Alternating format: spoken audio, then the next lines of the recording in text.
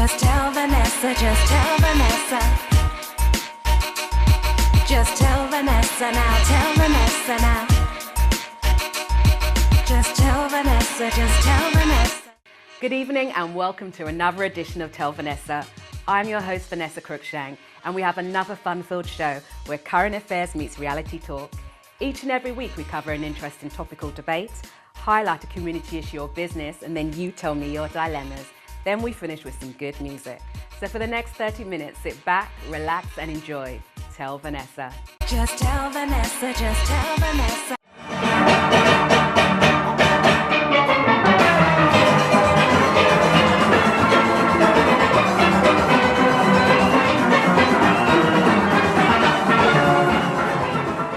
Every year Carnival happens and we have millions of people excited looking to celebrate the biggest street festival in Europe.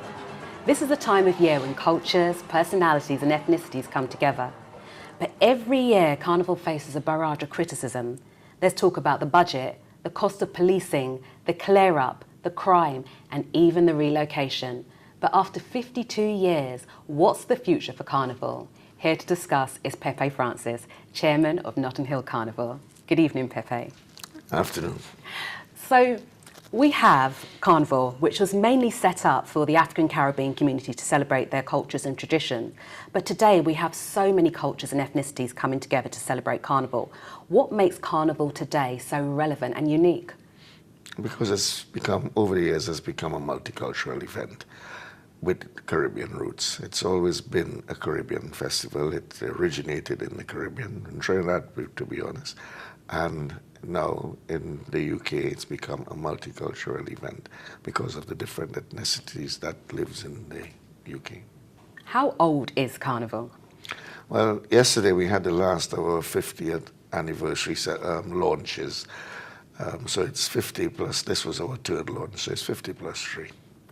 With over 1 million visitors coming to Carnival, why has Carnival historically been underfunded and run in the main by volunteers? What's the government's contribution towards Carnival? Because it does contribute to the economy.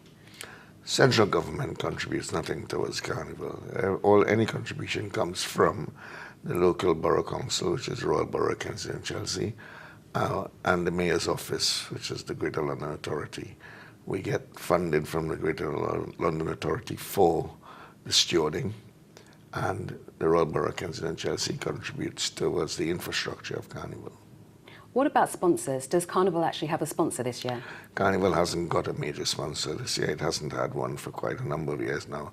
But we are working towards that. We're building a reputation as an organizing body, because we're only a new body that's running Carnival now, that started in 2011.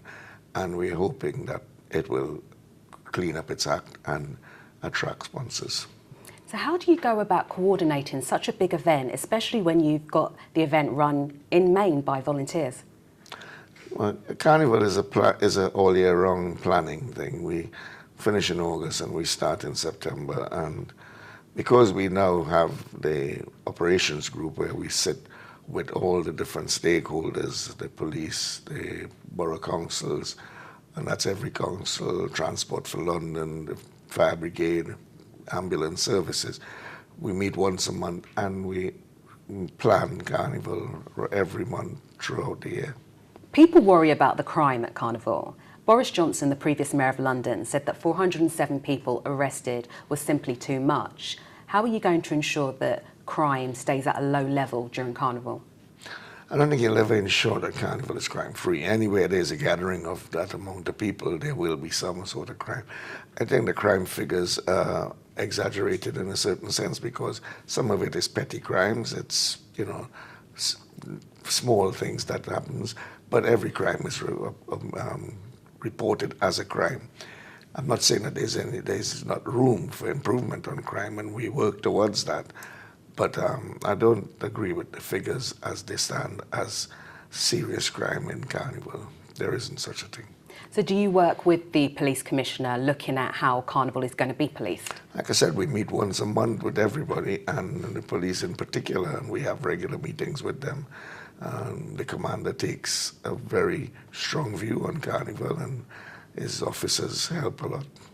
So Wilfred Water, OBE, he ran Carnival from 1973 to 1975. He said that how Carnival now is run is humiliating, and he was talking about in terms of the curfews and the restrictions on Carnival. And I remember when I was younger and I used to go to Carnival, and you could stay there to quite late, you could go to all these different roads, the sound systems were over there. Now it's quite restricted in terms of the time that you have to leave, the roads that you can go down. Why is this? One of the main things that kicked in on that is health and safety. That's coming in. And a lot of, because of the current situation throughout the world in terms of the tension and, that's happening around the world, a lot more precautions are being taken. So Carnival has to fall in line with all the different things that's happening. It's also, we had to, when in my days you could have gone anywhere in Abergrove, you could have the bands, you can go All Saints Road, Portobello Road, Goldball Road. You can't do that anymore. Now you have a circular route. I do admit that Carnival needs expanding for the amount of people and the number of bands that we have taken part in Carnival. And that's something we will work on. I mean, in the days of Ken Livingstone and Lee Jasper, we did come up with some ideas that we put forward to extend it into Westminster more, Bayswater Road, parts of Hyde Park, and back onto the street. But it never materialized because Transport for London thought it would be too big a task to organize. So that's why we're still where we are. But eventually I think it will expand. It's funny that you talk about Hyde Park, because every year we hear about Carnival moving, closing, ending up in Hyde Park. What's the actual story behind that? It's never going to happen. Carnival will always be a street event. Anywhere in the world you go, Carnival is a street event. A Carnival in a park is not Carnival. So it will expand. It might take in bits of Hyde Park as a judging zone or something like that, but it will always be a street event in the UK anyway. And how do you ensure that Carnival remains exciting? Well, Carnival is always exciting. I mean, every year there's new themes coming out. There is bands are portraying different characters, so, and the bands are getting bigger and more people are taking part in Carnival. I think the exciting thing about Carnival is they're participating. A lot of people come to spectate, but there's the people who is participating and portraying Carnival that makes it exciting. So can Carnival live forever? Oh, it's here to stay forever. It's not dying anywhere else in the world, so it's not going to die here. We have been going and we kept going under all sort of different restraints and circumstances, and we're still going and we're getting bigger. So Pepe, you've brought the Ebony Steelband here. Tell me a little bit about that. Ebony is my band, and we have been going for nearly 48 years now.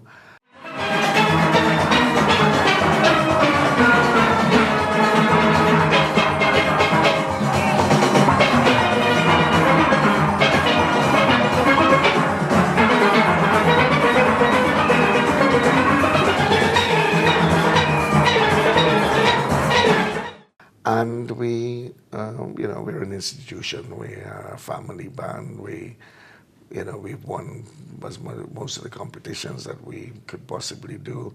We travel a lot. We tour a lot, and we looking forward to this year. We have Blockorama coming up in Horniman's Park on the 21st of August, and we have Panorama coming up. And then we have Carnival on the road. So this year we're planning. So are we going to hear some Ebony Steelband later on at the end of the show? You will hear a little taste of it. Thank you, Pepe. Thank you so much for coming. Pleasure.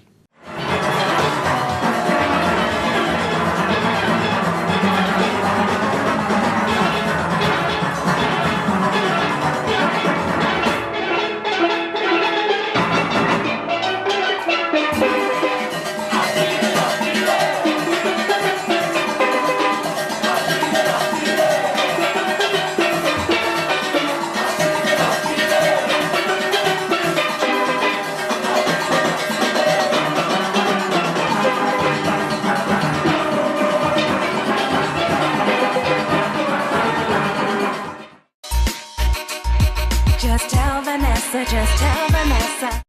I need a plumber and a gardener too.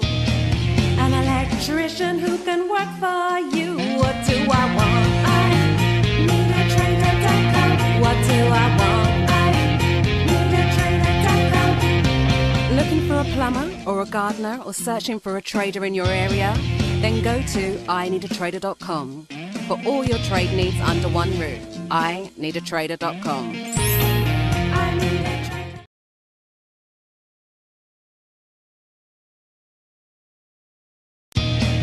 I need a plumber and a gardener too.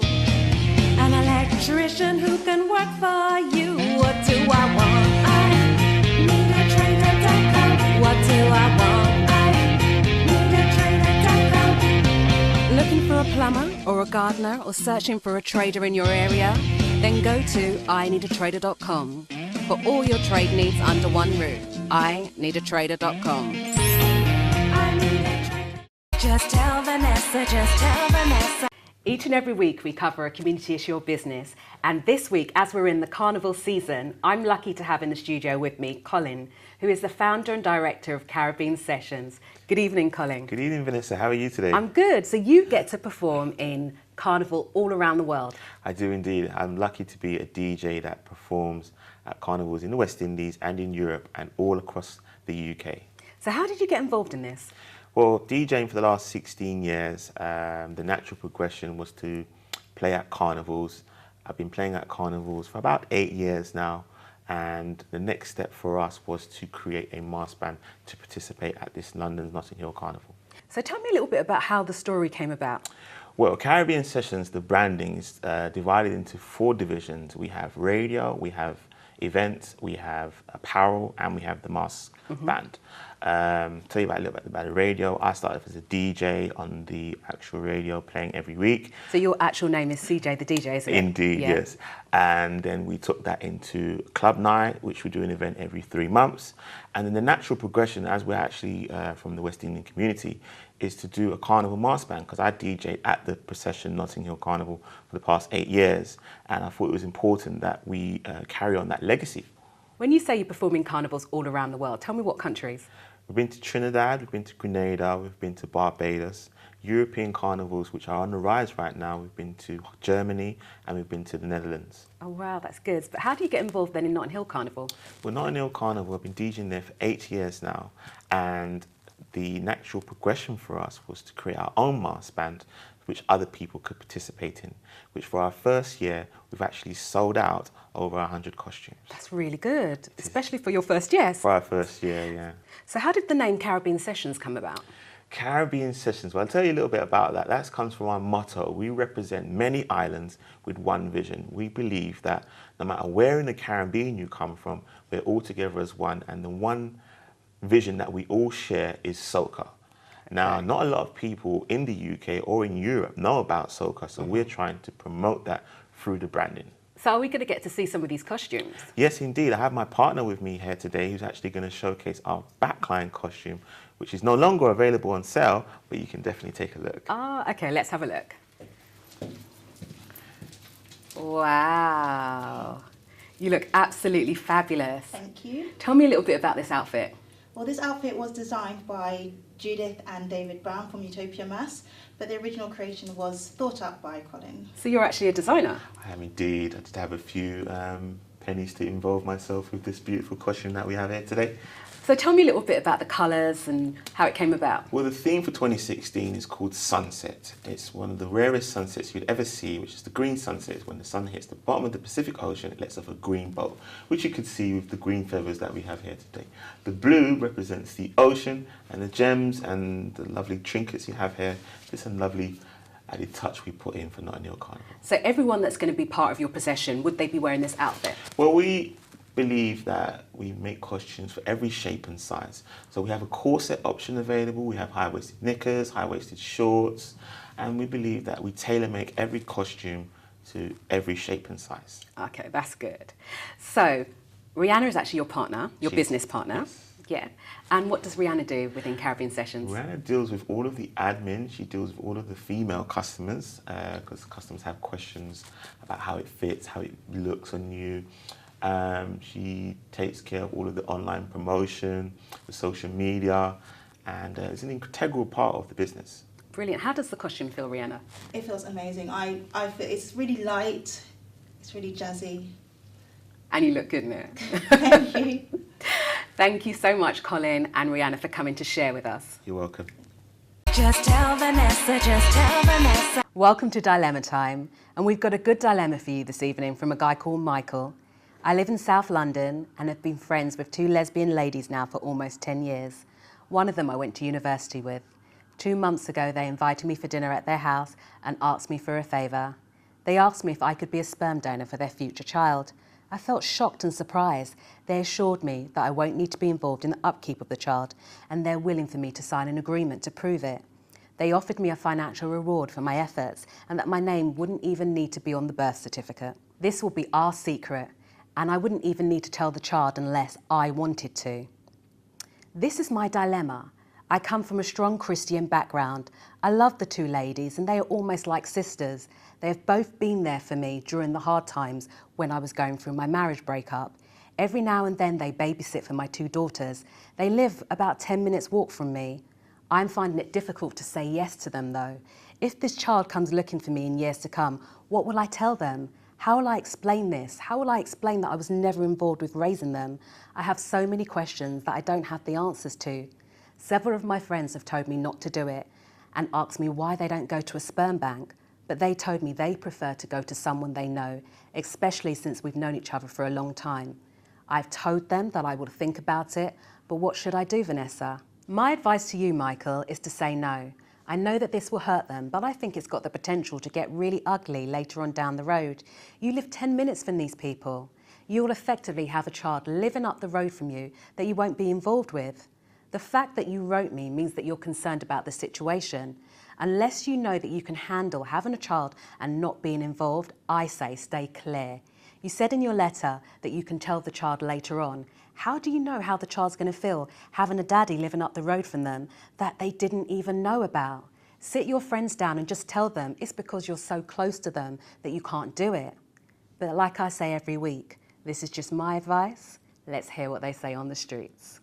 Just tell Vanessa, just tell Vanessa. I feel like this one's more of a tricky one because he wants to be a sperm donor and he has his religious beliefs. So I feel like he could raise the child, he could do it and raise the child as, say, like an uncle rather than a father. So if he is in the child's life that way and there won't be as much questions. No, I wouldn't personally, because you live 10 minutes down the road from them and you'd have to see this child grow up, and if you grow attachments to that child, that's going to cause issues for your friends. There's, sperm donor banks, so I would personally just go to one of those and let them do it their way, but I think it would be too much on you for your religion and for your connection with the child. Well, I don't know about that. That's going to be your kid. 10 minutes across on the way. I don't know. I don't think so. I really don't think so. Just tell Vanessa, just tell Vanessa. I hope you take our advice on board. Like I say every week, a problem shared is a problem halved. Now we come to the end of another great show. I'd like to thank all our guests and thank you for sending in your dilemmas. We're going to end the show with the Ebony Steelband. Good night. Just tell Vanessa, just tell Vanessa.